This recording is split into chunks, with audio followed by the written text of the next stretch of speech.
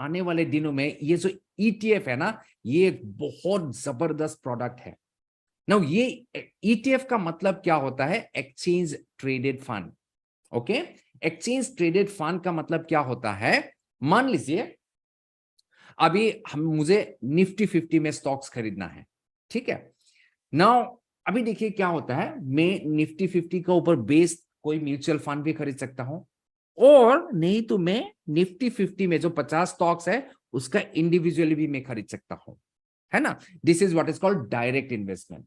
अगर मैं सीधा जाके निफ्टी 50 में जो 50 स्टॉक्स है उसका थोड़ा थोड़ा थोड़ा थोड़ा करके खरीद लेता हूं, then also I can invest in a Nifty 50 portfolio. Now एक दूसरा तरीका हो जो बहुत ही पॉपुलर है एंड बहुत ही इफेक्टिव है, इसको कहता है ETF, एक्सचेंज ट्रेडेड फंड। ना उसका मतलब क्या होता है? अभी देखिए निफ्टी 50 में कितना स्टॉक्स है? निफ्टी 50 में वी हैव गॉट 50 स्टॉक्स। हम लोग का कितना स्टॉक्स है निफ्टी 50 में? वी हैव गॉट 50 स्टॉक्स है ना। नाउ ये जो 50 स्टॉक्स है, ये जो 50 स्टॉक्स है, जैसे मान लीजिए रिलायंस, ICICI, HDFC, ये जो अलग अलग स्टॉक्स है, ये जो निफ्टी का इंडेक्स है, इसमें अलग अलग प्रोपोर्शन में उन लोग है। मान लिया रिलायंस किसी का 3% प्रोपोर्शन है, किसी का 2.85% वेटेज है, इसको कहता है वेटेज। किसी का 2% वेटेज है, किसी का 0.025% वेटेज है ना। तो निफ्टी 50 में जो 50 कंपनीज हैं उनका मार्केट कैपिटलाइजेशन, उसका ऊपर बेस करके निफ्टी 50 में उस कंपनी का वेटेज डिसाइड किया जाता है ना। तो हर कंपनी का निफ्टी 50 बास्केट में अलग अलग वेट है, किसी का वेट ज्यादा है, किसी का वेट कम है, किसी का वेट अलग अलग वेटेज है based on the market capitalization. So this is what is a Nifty 50 का बास्केट।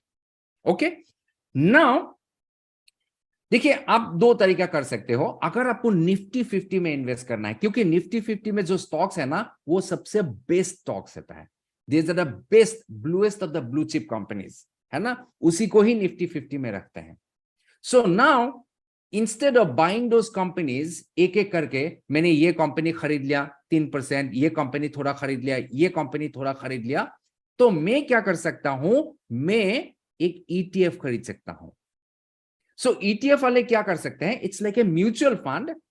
तो म्यूचुअल फंड में ETF में क्या करता है, आप मान लीजिए आपने 1 लाख रुपया इन्वेस्ट किया है ना ETF में, वो पैसा, ये जो प्रोपोर्शन है, ये जो प्रोपोर्शन है इंडिविजुअल स्टॉक्स का निफ्टी बास्केट में, उसी प्रोपोर्शन में वो इन्वेस्ट करेगा, है ना। आपका जो कोई भी इन्वेस्टमेंट है वो ETF वाले क्या करेंगे, वही प्रोपोर्शन में निफ्टी 50 स्टॉक्स में इन्वेस्ट कर देंगे जिस प्रोपोर्शन में ये स्टॉक्स इंडेक्स में हैं, राइट। इसका मतलब ETF जो निफ्टी 50 का ETF है वो है एग्जैक्ट रेप्लिकेशन ऑफ निफ्टी। अगर निफ्टी, अभी देखिए मार्केट में हमेशा दो चीजें होता है, एक होता है अंडर परफॉर्मेंस, अंडर परफॉर्मेंस, एक होता है आउट परफॉर्मेंस, है ना, दो चीज होता है। Now what do you mean by under performance? अगर निफ्टी मान लीजिए 1% ऊपर गया लेकिन स्टॉक 1% से नीचे ऊपर गया, मान लीजिए 0.75% ऊपर गया, now this stock is under performing compare to Nifty, है ना, इसको कहता है अंडर परफॉर्मेंस।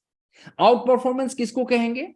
अगर निफ्टी 1% ऊपर गया एंड ये स्टॉक 2% ऊपर गया, सो इसको कहता है आउट परफॉर्मेंस, है ना। सो अगर आप निफ्टी 50 ETF में इन्वेस्ट करोगे, सो आपका आउट परफॉर्मेंस करने का दर ही निकल गया है। इसका मतलब जैसे मार्केट ऊपर जाएगा आपको एग्जैक्टली सेम रेप्लिकेशन में उसका आपको रिटर्न मिलेगा, है ना। That is number 1। And number 2, आपका बेनिफिट क्या होता है कि over a long period of time, देखिए ये इंडिविजुअल स्टॉक्स में क्या होता है, individual stocks might go up, individual stocks might go down, तो वोलेटिलिटी बहुत ज्यादा हो सकता है। लेकिन जब इंडेक्स होता है ना, index is more correlated to the economy, economy का साथ जो इंडेक्स होता है ना, ये मोर ज्यादा कोरिलेटेड होता है इंडेक्स, राइट? सो देयरफॉर अगर आप इंडेक्स खरीदोगे और जैसे इकोनॉमी ऊपर जाएगा, आपका सेफ्टी और आपका जो एश्योरेंस है रिटर्न का, वो सबसे सेफ रहेगा। सो देयरफॉर आज का दिन में क्या होता है, पूरा वर्ल्ड में ये ट्रेंड आ चुका है, मैक्सिमम लोग इंडेक्स में इन्वेस्ट करते हैं। और वो कैसे करते हैं? Through ETF, exchange traded fund. Now what is a SIP? SIP का मतलब सिस्टमेटिक इन्वेस्टमेंट प्लान। नाउ एक नॉर्मल जो इन्वेस्टर है ना, उसका सबसे डर क्या होता है कि मार्केट जो वोलेटिलिटी है ना, वही सबसे उसका ज्यादा डर होता है। मार्केट कभी ऊपर जाता है, कभी नीचे जाता है। तो उनसे प्रोटेक्ट करने के लिए आपको क्या चाहिए? Over a period of time आपको सिस्टमेटिक इन्वेस्टमेंट प्लान करना है।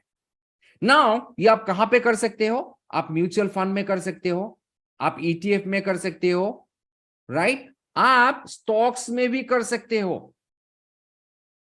अगर आपको लगता है कोई भी स्टॉक्स, मान लीजिए, I am just giving an example, आपको लगता है कि आने वाले 10 साल में रिलायंस और टाटा स्टील और टाटा मोटर्स, चलो मैं टाटा मोटर्स पकड़ लेता हूं, टाटा मोटर्स आने वाले 10 साल में बहुत ग्रो करने वाला है। क्यों? क्योंकि अभी देखिए इलेक्ट्रिक व्हीकल्स आ रहा है ना, green is the main thing, है कि नहीं? ग्रीन अभी मेन थीम क्या है? Green. So green vehicle, Tata Motors, है ना। आजकल आप देखोगे टाटा मोटर्स का पूरा उसका उसका गाड़ी का मॉडल ही चेंज हो गया है, क्योंकि लैंड रोवर का साथ उन्होंने tie up, land rover is owned by Tata. उसका जो बढ़िया बढ़िया टेक्नोलॉजीज अभी इंडिया में आ रहा है, and they are manufacturing some best quality vehicles in India. So अगर मुझे लगता है कि लॉन्ग टर्म में टाटा मोटर्स बहुत अच्छा करने वाला है, तो मैं क्या करूंगे? टाटा मोटर्स में एसआईपी करने लग जाऊंगा, है ना। हर महीना, हर हफ्ता एक एक शेयर्स खरीद के, right, I will start buying. So that is why you can do SIP in stocks, you can do SIPs in ETFs, you can do SIPs in mutual funds, guys.